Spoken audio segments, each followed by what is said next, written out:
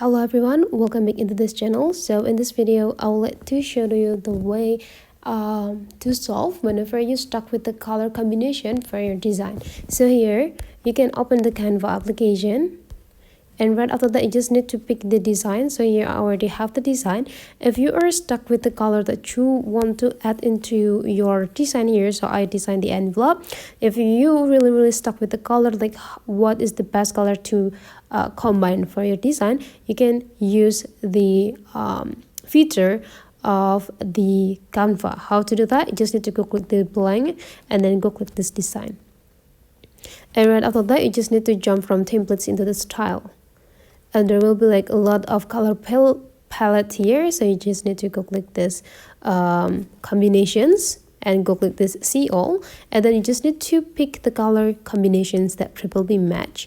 So here let's say I would like to do it this brown pastel, so go click it, and then you just need to wait until everything is applied.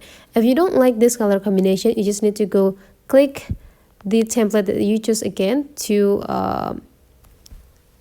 get another combination. Go click it again until you found the best color combinations that you want to get. Whenever you're done, you just need to go save this with go click this part and go download.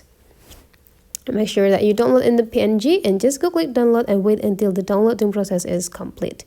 You can do the rest. You just need to pick the color palette and then you will get everything perfect and better. So again, you just need to go click this design, and if you want to get another color, you just need to like scrolling down and find the color combinations that you want, and just need to wait and then go click the same color palette to shuffle the color combinations.